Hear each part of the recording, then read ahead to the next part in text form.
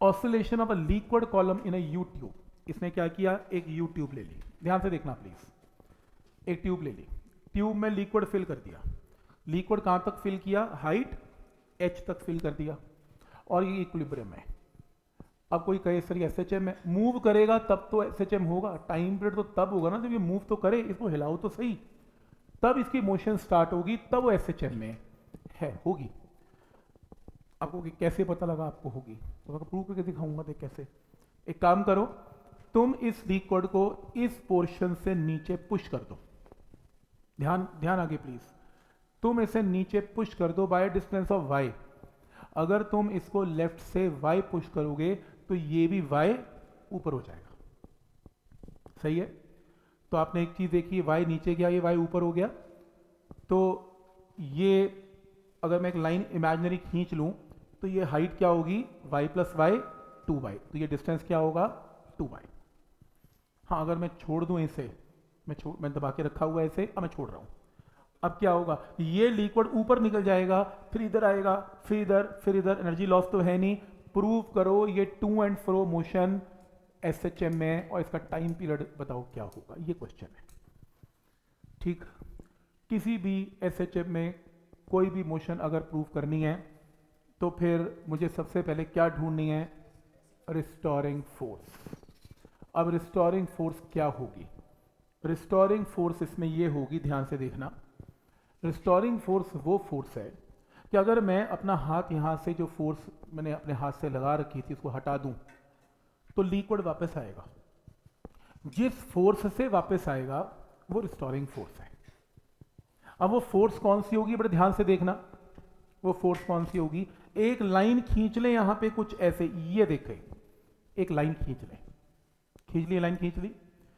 अब इमेजिन करें कि अगर मैं इस लिक्विड को काट के फेंक दूं, इमेजिन करो ये वाला पोर्शन लिक्विड का काटो और फेंक दो, नहीं चाहिए, तो कौन सा लिक्विड बचा हुआ है, नीचे वाला। क्या ये नीचे वाला लिक्विड मूव करेगा कि नहीं करेगा, नहीं करेगा, ये किस पे रहेगा, एट रेस्ट। क्या ये पॉइंट यहां तक क्लियर है। तो अगर मैं इस पोर्शन को हटा दूं तो ये पोर्शन रेस्ट पे रहेगा,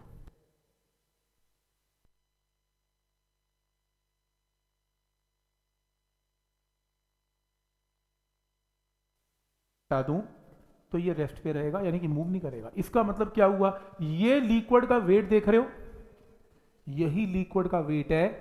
जब मैंने हाथ हटाया तो इस लिक्विड के वेट ने इसे क्या किया, वापस पुश किया, कोई डाउट इसमें। तो रिस्टोरिंग फोर्स क्या हुई, weight of liquid of height कितना, 2y।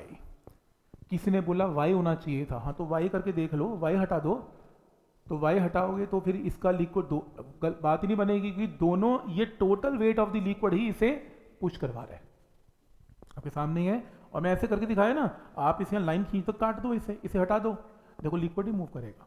इसका मतलब इतने लिक्विड ने ही के वेट ने इसे नीचे पुश किया, ठीक है यहां तक। तो मैंने ठीक लिखा, चेक करो, रिस्टोरिंग फोर्स के लिए साइन क्या यूज किया, नेगेटिव, और क्या लिखा, weight of liquid column of height 2y। ये स्टेप क्लियर है, पहले डिसाइड कर लो, समझ में आ रहा है यहां तक। देखो मैंने कहा इसको मैंने y पुश किया, ये एक इमेजिनरी लाइन है जब इक्विलिब्रियम में था, तो इस इमेजिनरी लाइन से ये लिक्विड y नीचे गया तो y ऊपर आया। तो मैं ये कह रहा हूं कि अगर मैं अपना हाथ लगाना छोड़ दूं तो कौन सी फोर्स है जो लिक्विड को वापस लेके आ रही है। सोचो ना, अगर एक और लाइन खींच लूं, इस लिक्विड को हटा दूं, लिक्विड वापस नहीं आएगा, और अगर मैं इतने को हटाऊं तो भी तो आएगा। तो मतलब दोनों का वेट है 2y, height of liquid column है जो इसको पुश कर रहा है, ये एक्स्ट्रा वेट क्रिएट कर रहा है, इसमें इक्विलिब्रियम खराब कर रहा है इनका। तो यानी कि weight of liquid column of height क्या आएगा, 2y। यहां पर y मत करना, यहां पर 2y करना, ये इंपॉर्टेंट है, कोई डाउट इसमें।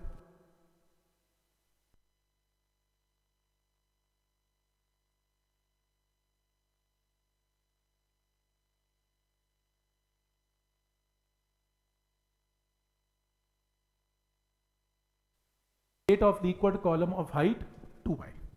अब वेट कैसे निकलता है, वेट होता है वॉल्यूम इंटू डेंसिटी इंटू जी। मान लो लिक्विड की डेंसिटी कितनी है जी, रो जी, और वॉल्यूम कितना लेंगे ऑफ हाइट 2y, तो मैं पूरे का पूरा वॉल्यूम लूंगा।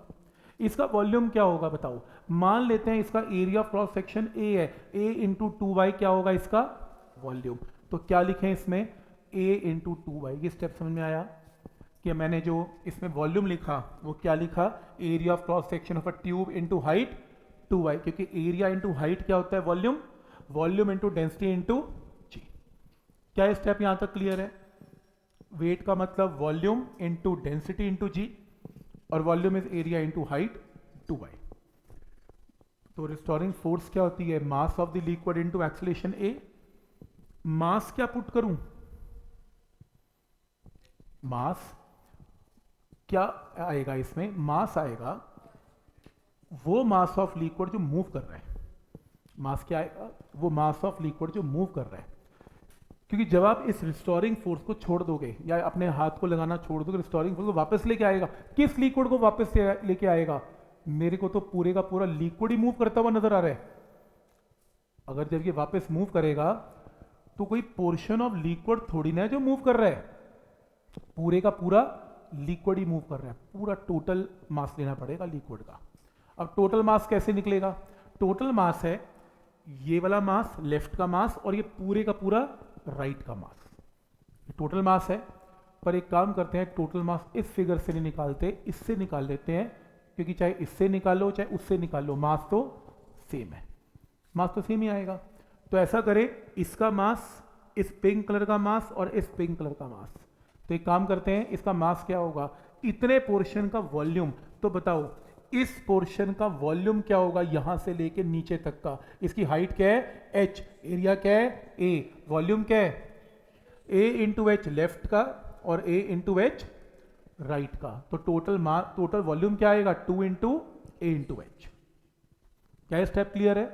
तो टोटल वॉल्यूम की जगह a into 2 into H, volume into density क्या होता है मास, तो मास में पूरे लिक्विड का मास आएगा, और पूरे लिक्विड के मास को सेकंड फिगर की बजाय फर्स्ट से निकाल लो, इजी हो जाएगा। क्लियर है? तो मैं फिर रिपीट करता हूं, सबसे पहले आपने इसको y डिस्प्लेस किया तो ये y ऊपर उठ गया, टोटल डिस्टेंस कितना उठ गया 2y। तो रिस्टोरिंग फोर्स क्या है, सिर्फ जो weight of the liquid of column 2y only. 2y का वेट कैसे निकलेगा, height of the liquid of 2y into density into g, height of liquid 2y क्या है एरिया इंटू 2y, ये रिस्टोरिंग फोर्स है। फोर्स क्या होती है, मास इंटू एक्सेलरेशन, मास क्या लेंगे पूरे लिक्विड का mass, area into h, area into h, 2 into area into h into density. Step clear? तो यहां से a2 रो और रो कैंसल, ये वैल्यू आ गई एक्सेलरेशन की।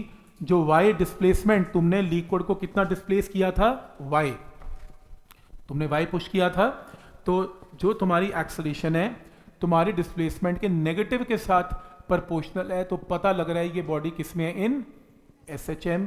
अपनी SHM की इक्वेशन लिख दो, SHM की इक्वेशन को लिख के ओमेगा स्क्वायर और इसे कंपेयर कर लो, ओमेगा की वैल्यू आ गई, ओमेगा क्या होता है 2 pi by T, cross multiply करके आंसर आ गया 2 पाई रूट h बाई जी।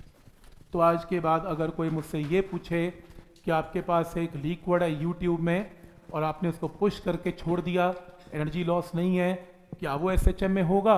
वो बिल्कुल SHM में होगा। प्रूव करने की न्यूमेरिकल में बिल्कुल जरूरत नहीं है, सीधा फॉर्मूला अप्लाई करेंगे 2 पाई रूट h बाई जी। और h क्या होता है, h होता है हाइट ऑफ द लिक्विड, जो स्टार्टिंग में इक्विलिब्रियम में था, जब लिक्विड इक्विलिब्रियम में हाइट क्या थी h, तो ये हाइट को पुट करके तुम सीधा टाइम पीरियड को निकाल सकते हो।